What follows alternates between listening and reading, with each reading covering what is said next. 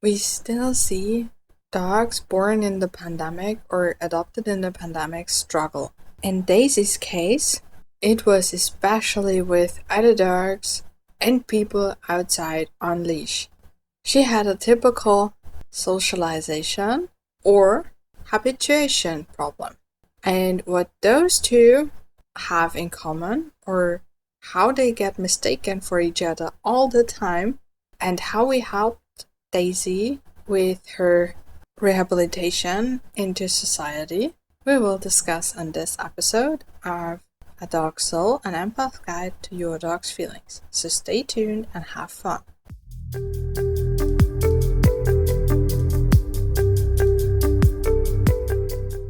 Alright, so Daisy was adopted as a puppy in the pandemic. So her first months or years were lockdown.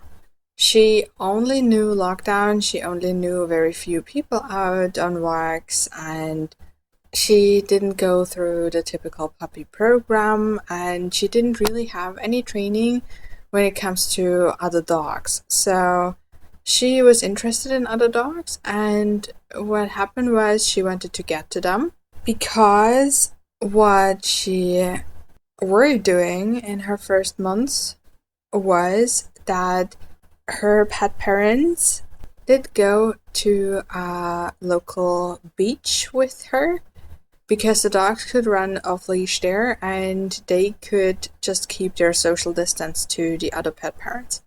So what Daisy learned was that whenever she saw another dog, it was party time.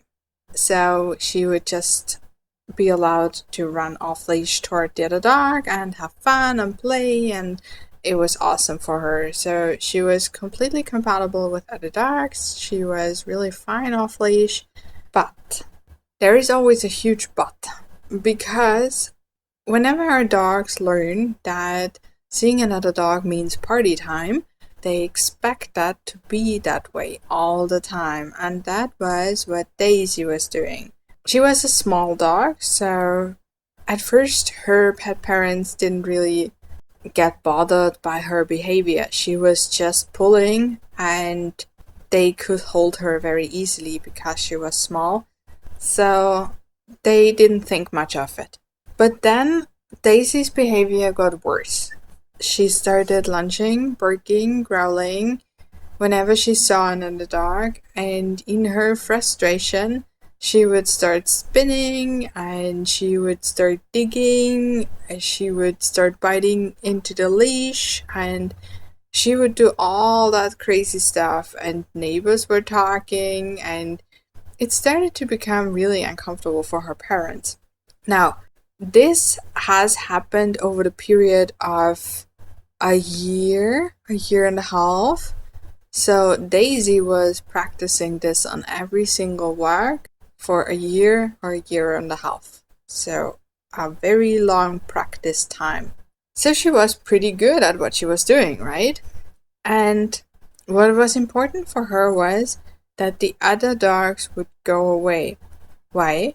She couldn't stand the feeling of seeing them that close but not being able to get to them. It's like if you are sitting right in front of a chocolate cake, but you can just not quite reach it. That's really frustrating. If the chocolate cake is in another room, very far away, it's a lot easier to just stand the thought of not getting to that cake. And for Daisy, it was the same thing with other dogs. So she was just frustrated that she couldn't get to them. She was frustrated that she couldn't play with them. She was angry that that leash was keeping her from it, and she didn't understand why this is now different than in her first months or years. And this is when the relationship to her pet parents got some dents. Because, of course, they were angry too. They didn't understand why she had to behave that way. They had rescued her, so they had given her a really awesome life, and they were loving her, and she was allowed to do a lot of stuff her parents knew other dogs were not allowed to do. Like, she was getting food from the table, and she was sitting on a couch, and she was sleeping in bed with them, and she was coming with them a lot and didn't have to stay home alone that often. So they kind of got the feeling that Daisy was a little bit ungrateful because she had an awesome life and she acted that way and embarrassed her parents, even though they tried everything to make her life perfect. Now, Daisy, of course, had no idea of being ungrateful or anything like that. She was just expressing her feelings. So, both of them were right.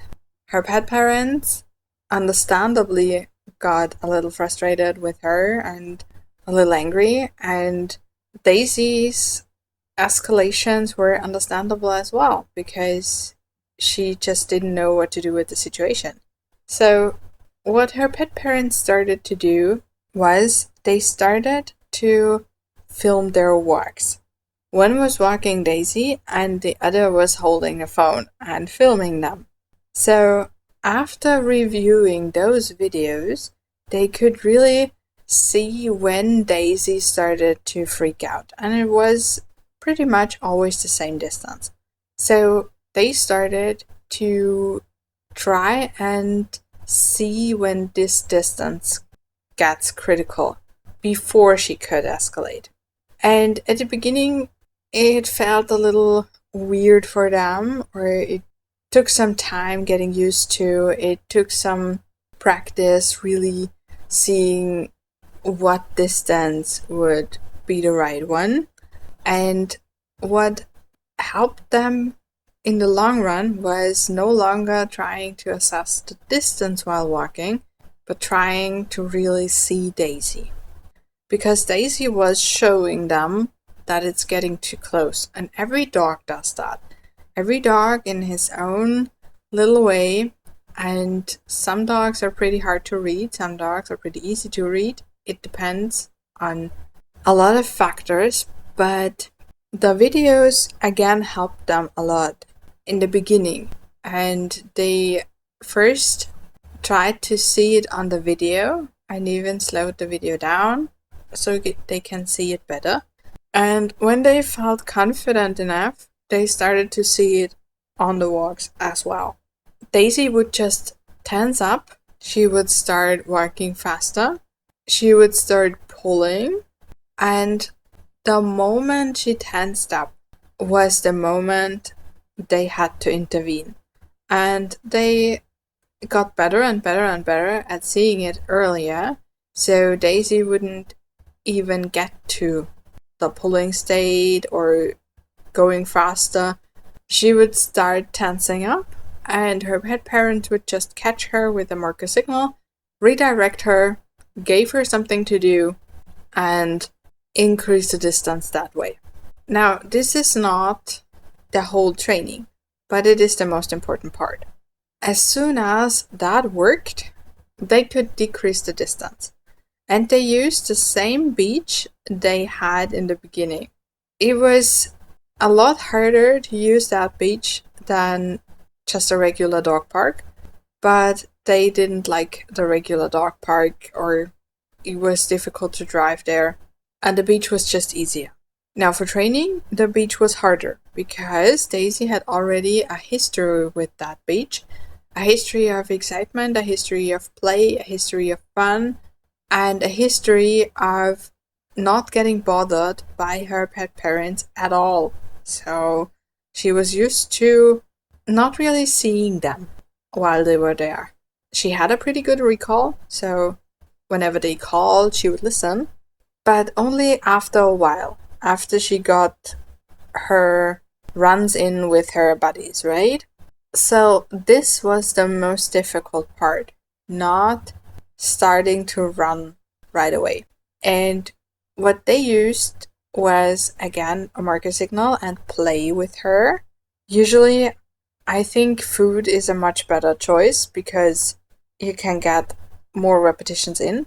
But if the dog is already excited and already ready to go and wants to play, because this was her motivation, right? She wanted to run around in that beach area with her friends and play. So, to really offer her something motivating to work with her parents, play was a safer choice. And of course, we can play with food, right? They didn't, but we could. So we could just start a 10 treat game or a bowling game or anything like that where we can just work with treats and still get the dog excited and playful and things like that. But they just used toys. And that works, of course. So again, they watched Daisy and they tried to see when she was going to tense up. And right before that moment, they caught her with a marker signal and they started playing with her with a toy. And while they were playing, they were increasing the distance again. So they were moving away from the beach and toward the car again. Because the car is connected with relaxation, right? If we have a dog who is completely relaxed in a car and just sleeps or watches the world go by in a relaxed way, the car is connected to relaxation. And that is what we can use as well. It will not put the dog into a sleepy mode, right?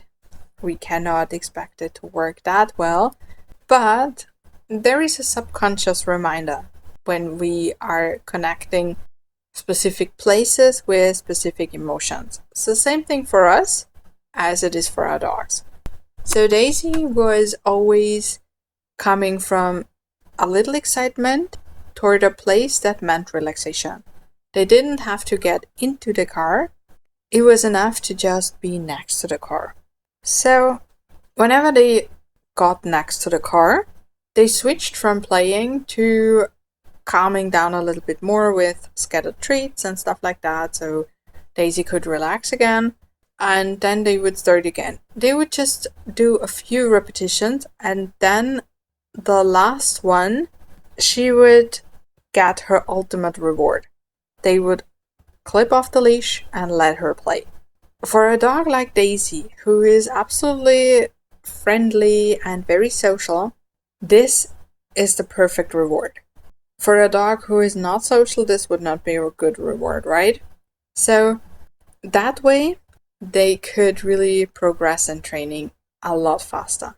Now, in the beginning, I promised you we were going to talk about habituation versus socialization, and this is sometimes confused. For Daisy, she didn't need to be socialized. She was already socialized. She was very social with other dogs. She was very social with people. She could just not stand not getting to them. And she was afraid of some things she had never seen before. One of them was the garbage truck. And that is habituation. It's just getting used to stuff without interacting. So getting used to the environment, getting used to people walking by, getting used to dogs walking by, and not interacting. People very often think that when they have a reactive dog, they need to socialize that dog. But what happens then is they just meet doggy friends and let the dog make a gazillion of friends, which works fine because the dog is social already, but it does nothing for the leash reactivity. The reason behind it is because we don't need socialization, we need habituation. We need to get the dogs used to other dogs on leash. We need to get the dogs used to ignoring other dogs on leash. And that's our end goal with our dogs, right? Yes, we want them to be social. Yes, we want them to play with everybody.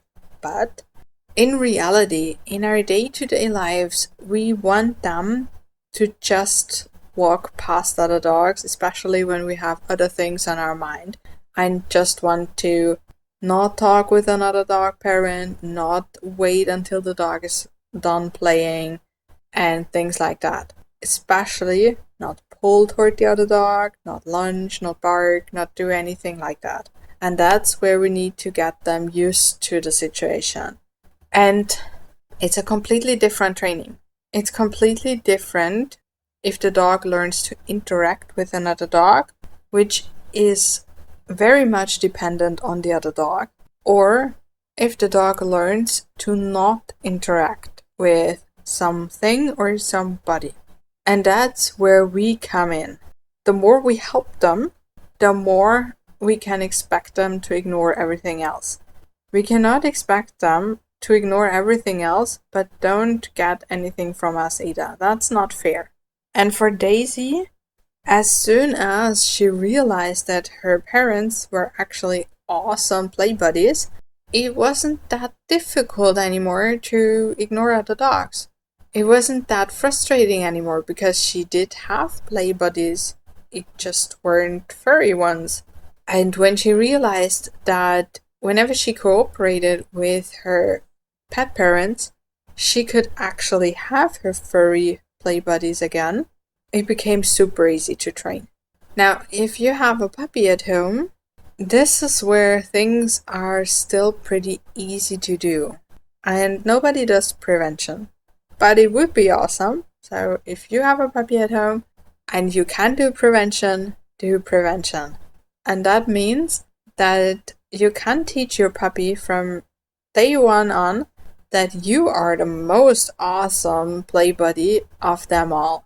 And that seeing another dog just means connecting with mom or dad and not necessarily run up to that dog. As puppies, they are pretty open to that idea. But when they grow older and everything had always been just fun and exciting with other dogs, they know nothing else. And changing that is a lot more difficult than teaching a puppy that other dogs just mean look at mom or dad. So what I want you to do today, if you have an already reactive dog, look at what your dog looks like before he escalates. Look at what he does when things are still pretty okay. So you're walking towards another dog, or another dog comes towards you. What does your dog do exactly? And if you can't see it yet, don't worry, just film your dog or listen to your gut. A lot of times our gut tells us exactly when things become sketchy. So whenever your gut tells you, turn around, this is not going to go well, do exactly that. But if your gut is pretty quiet, try filming your dog, because then you will see a lot more than in the situation itself. Because those situations are not without emotions for us as well, right? We tense up, we get excited, it's a whole thing. So film your dog and try to see when the point of no return comes. That's it.